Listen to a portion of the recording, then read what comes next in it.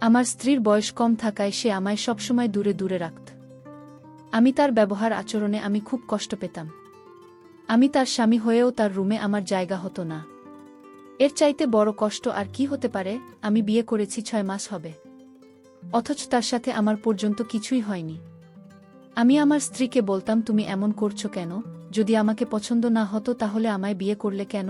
একদিন আমি অফিসের কাজে ব্যস্ত ছিলাম।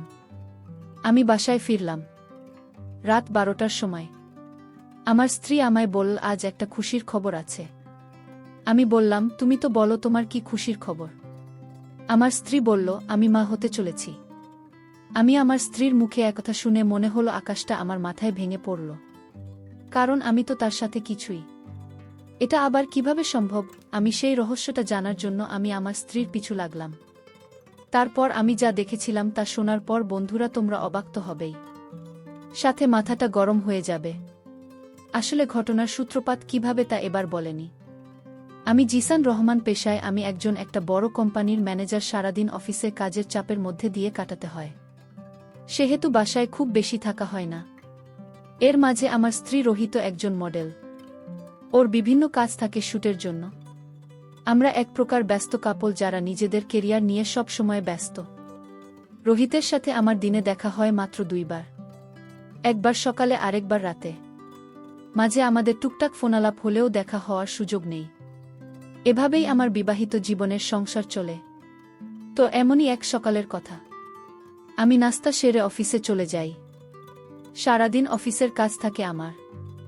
দিনে আর ব্যাক করা হয় না বাসায়। সেক্ষেত্রে অফিসেই দুপুরের খাওয়াটা করতে হয়। মাঝে মাঝে তো অফিসে ডিনার করতে হয়। তো সেদিন অফিসে যাওয়ার পর নিত্যদিনের মতো কাজে ডুবে গেলাম। বসের কেবিন থেকে একজন এসে জানান দিল যে আজকে আমার অ্যাসিস্ট্যান্ট আজ আসেনি, এবং কেন আসেনি সে ব্যাপারেও কাউকে জানায়নি।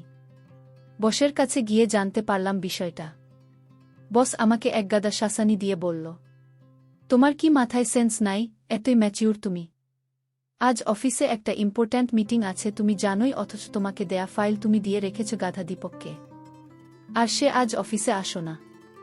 এদিকে শাহিন সাহেবের কোম্পানির লোকজন চলে আসছে প্রায়। আজকে উনাদের সাথে যদি ডেলটা না হয় তাহলে তুমি জানো আমাদের কোম্পানি কতটা লসের মুখোমুখি হবে। আমি আমতা আমতা করে বললাম, স্যার আসলে আমাকেও ফোন করে কিছু জানায়নি যে কেন আসলো না আজ। আমি জানলে আগেভাগে নিজেই ফাইলের কাজ শেষ করে গুছিয়ে রাখতাম। বি অফ জিসান, তোমার উপর ভরসা করাটাই আমার ভুল হয়েছে।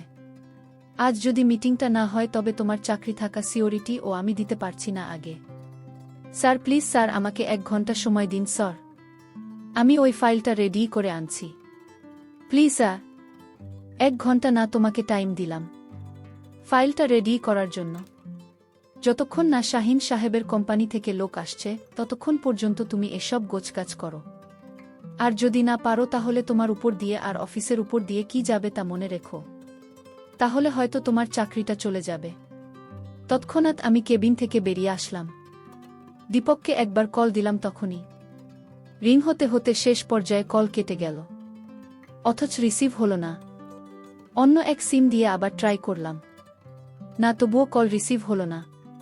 কি করব ভাবতে ভাবতে মনে করলাম যে দীপকে ফ্ল্যাটে যায়, হয়তো অসুস্থতায় পড়েছে, তাই ফোনও রিসিভ করতে পারছে না। এদিকে সময় গড়াচ্ছে যে কোনো সময় মিস্টার শাহিনের কোম্পানি থেকে অফিসাররা চলে আসতে পারে। এই ভেবেই সাথে সাথে অফিস থেকে গাড়ি নিয়ে বের হলাম। উদ্দেশ্য দীপকে ফ্ল্যাটে।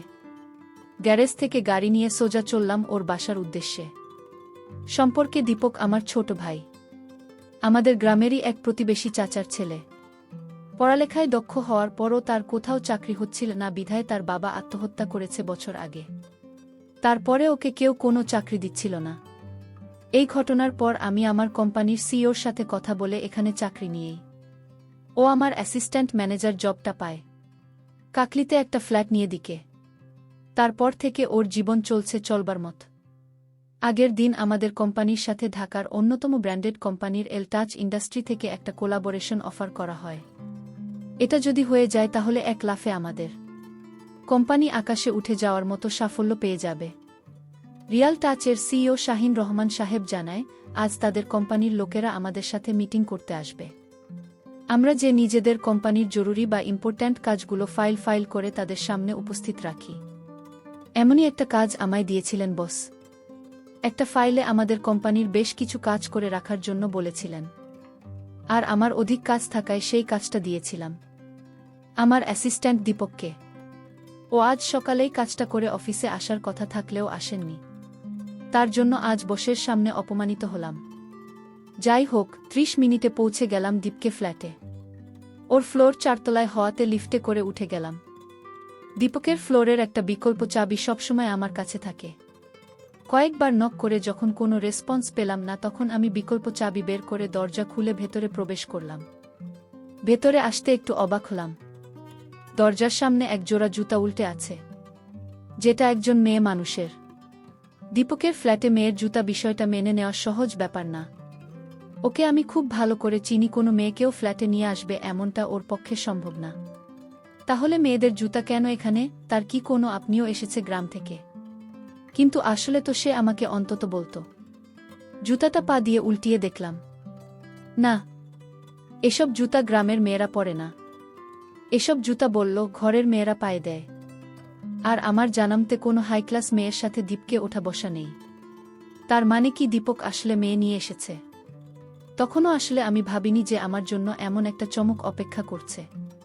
চুপচাপ দরজাটা লক করে এক এক করে রুম চেক করা শুরু করলাম।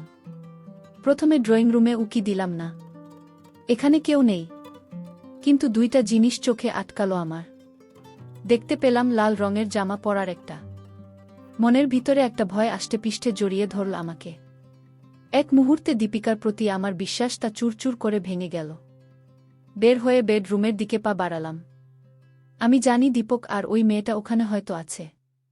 ভাবলাম যে তাদেরকে আমি দেখতে চাই, এখানে কি করছে এই ভেবে দরজার কাছে এসে দাঁড়ালাম।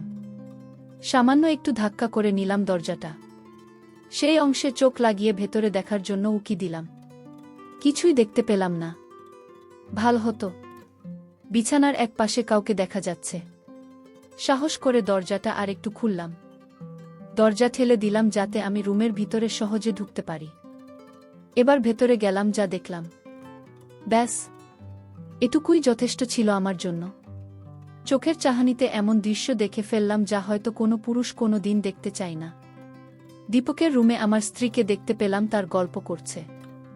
এখানে আমার স্ত্রী কি করছে তা নিয়ে ভাবতে লাগলাম।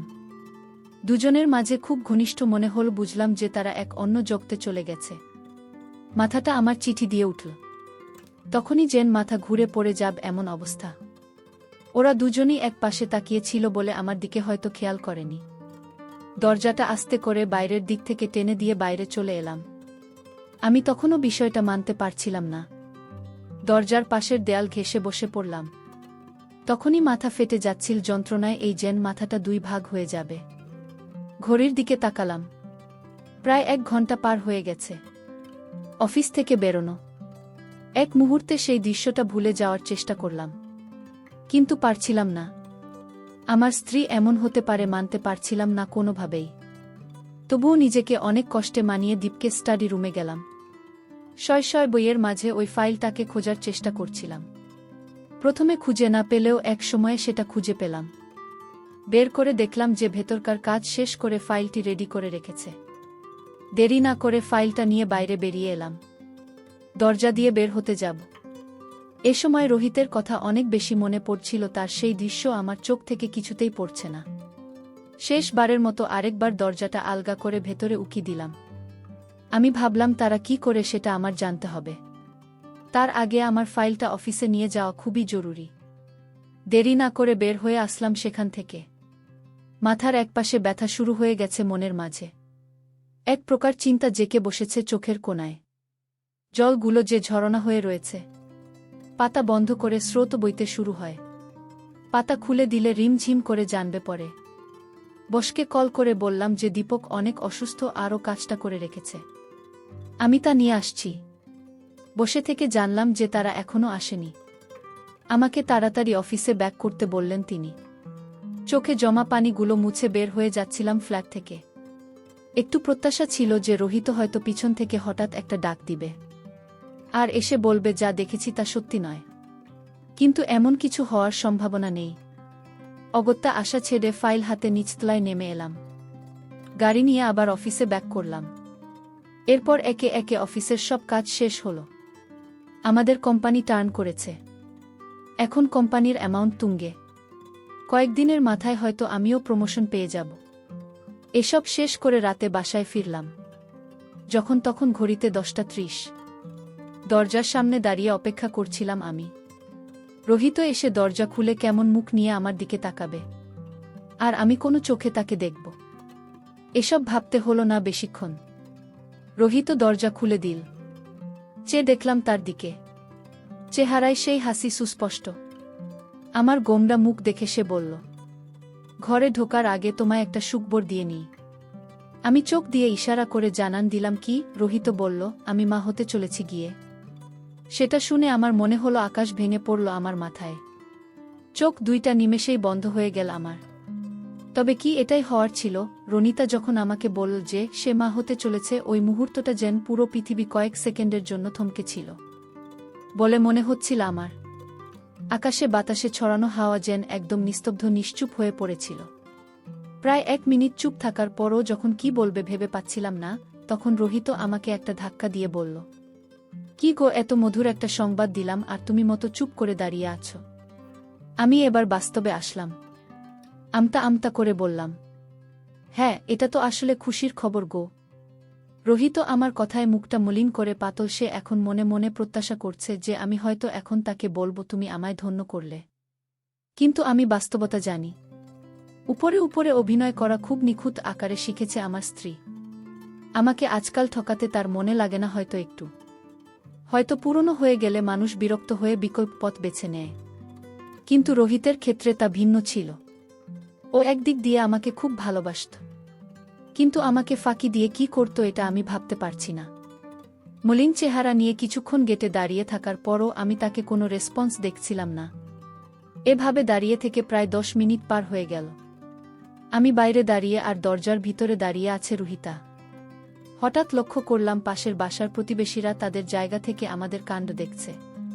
ব্যাপারটা আমার নজরে পড়ার পরপরই রোহিত টের পেল। আঙুল দিয়ে চোখের পানি মুছে ভেতরে চলে গেল। আমিও আর বাইরে দেরি করলাম না, বিধায় ভেতরে এসে দরজা আটকে দিলাম। খেয়াল করলাম যে রুহিতা কোথায় গেল। আশপাশ খুঁজে দেখলাম কোথায় আছে ও। পরে বুঝলাম যে বেডরুমের দরজা আটকিয়ে ভেতরে চলে গিয়েছে। তখন আর দরজার কাছে গিয়ে ভেতরে কান পেতে দিলাম। বহু করে কান্না ছাড়া আর কোনো শব্দ আসছে না। বুঝলাম যে রুমটা আমার আচরণে কষ্ট পেয়েছে। হয়তো সংবাদ অনুযায়ী আমার কাছে একটু বেশি ভালো আচরণ এক্সপেক্ট করেছিল মেয়েটা। কিন্তু কি করব, যে মেয়েকে দিনের বেলা আমার ছোট ভাইয়ের সাথে না, আর ভাবতেই পারছি না। এত সস্তা ভাঙা বিশ্বাসে আইল বাঁধা। এত সস্তা না মোটেও। রুহি তার উপর অত্যন্ত রাগত হচ্ছে। আমি তো জানি আমি অসুস্থ। ডাক্তার বলেছিল আমার কোনোদিন বাচ্চা হবে না, তাহলে সে কি করে মা হয়? আমি সেটা নিয়ে অনেক চিন্তায় পড়ে গিয়েছিলাম। কি করব কিছুই ভাবতে পারছি না। আমি আমার স্ত্রীকে আর বিশ্বাস করতে পারছি না। আমি ভাবলাম কাল আমি রুহিতাকে জিজ্ঞেস করব। আমি তাই পরিকল্পনা করলাম। পরদিন অফিসে গেলাম। অফিস থেকে ফিরে এসে দেখি রোহিত রুমে নেই। আমি তাকে চারদিকে খুঁজতে লাগলাম। আমি তাকে কোথাও খুঁজে পেলাম না। আমি ভাবলাম দেখে আসি তো আমার ছোট ভাইয়ের রুমে গেছে কিনা। আমি আমার ছোট ভাইয়ের রুমে গেলাম। তারপর দেখলাম রুম ভিতর থেকে লক করা। আমি দরজায় টোকা না দিয়ে কান পেতে শুনতেছিলাম। তারা কি বলে আমি শুনতে পেলাম। একজন কবিরাজের কথায় আমার ছোট ভাই তাকে কবিরাজের পানি পড়া দিচ্ছে। আর সেটা আমার স্ত্রীকে আমার ছোট ভাই নিয়ম করে খাইয়ে দেয়। এতে নাকি আমার স্ত্রী মা হবে। আমি তাদের এই কথা শুনে বুঝলাম আমার স্ত্রী কোনো পাপ করেনি। তাহলে কি আমি তাদের কথা ভুল ভেবেছিলাম? আমি দরজায় টোকা দিতেই তারা দরজা খোল আর বলল, ভাইয়া তুমি যা ভাবছ আমাকে আর ভাবিকে নিয়ে তা ভুল। কবিরাজের শর্ত ছিল যেই পানি পড়া তাকে তার স্বামীর ছোট ভাই খাওয়াতে হবে। তার স্বামী যেন দেখতে না পায়। যদি দেখে ফেলে তাহলে কোনো কাজ হবে না। পানি পর আর কোনো মূল্য থাকবে না।